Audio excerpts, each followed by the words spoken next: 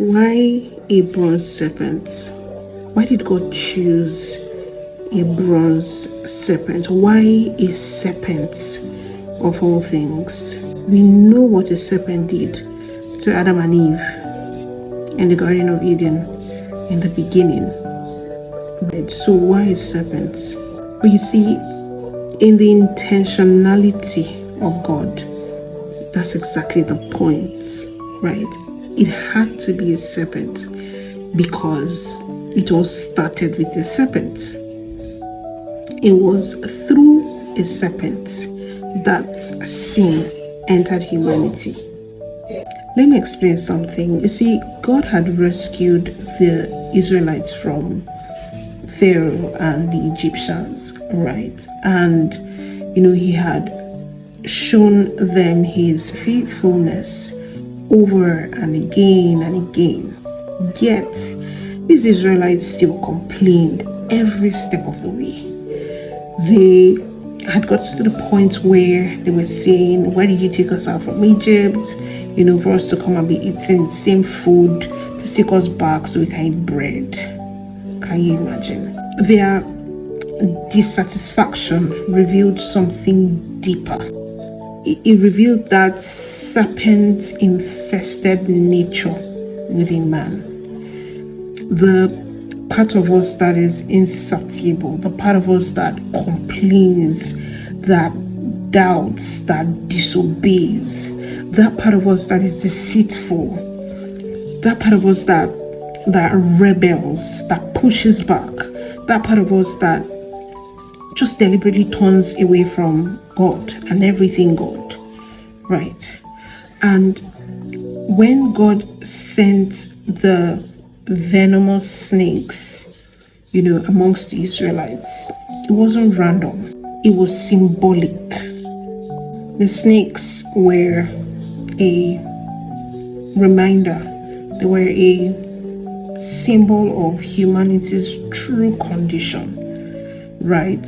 The venom represented sin's poison, right? And how sin had eaten deep, and how it had infested our souls, right? And how it had infected us and led us to death, right? Just as the Israelites were being beaten and they were dying, that's how sin has beaten into our souls, and many of us are spiritually dead. Many of us are literally dead men walking. But God in his infinite mercies had a remedy. You see, he told Moses to create a bronze serpent and put it on a pole, right? And anybody that looked upon this bronze serpent would be healed. The instruction was for them to look. And I'm sure it would have sounded very ridiculous, right? Because why would they look at a sculpture of the very thing that had caused them harm, right? And, just looking at that would get them their healing. It sounded ridiculous, but the instruction, as simple as it was, a lot of the Israelites still didn't do it. However, those that looked, they lived. Nobody even asked for anything more than the looking, right? It wasn't look and give praises. It wasn't look and dance around. It was just look. You didn't have to do anything. You can look and blink. You can lie down and look. You can be eating and look. All you needed to do was just look. It is in the looking that faith would have counted for you, for the Israelites.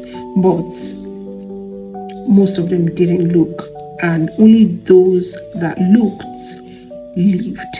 It's no coincidence what Hebrews chapter 12 verse 2 says. It says, looking unto Jesus, the author and the finisher of our faith, who for the joy set before him, endured the cross, and took on our shame. It's as simple as that. All we need to do is look on to Jesus.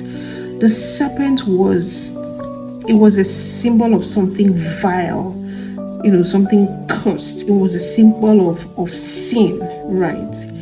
And for the Israelites, it was a representation of disobedience and rebellion. But if you're flipping the script, Jesus came, to take the place of that snake, right, on a pole, because he became sin for us. He was hung on a pole that was meant for criminals, a pole that was abominable in the eyes of men, right, of those days. He came and, he came bearing all our wrongdoings, our rebellion, our shame, right? And again, just looking at it from the angle of, where the serpent once brought death, Jesus brought life. Where sin poisoned, the cross purified. The invitation is the same today. Just look and live. As simple as it sounds, the invitation is still open. Just look and live. It's not just enough, to know about Jesus. We must look unto him. We must truly look to him in faith, in surrender, in complete trust. When we look to Jesus, we are restored to our original nature. The nature that we had pre-serpent, the way that God created us to be, the way that God intended us to be, in his image, full of life, full of wisdom, full of authority. Do you get, that's why Jesus came. And that's why it had to be a serpent on a pole. It was a representation of, the symbol of sin being conquered and redemption being complete. It's Isaiah 45 verse 22 that says, "Look unto me and be saved. Let all the earth, let all the world look unto me, for I am God, and there is no one else like me."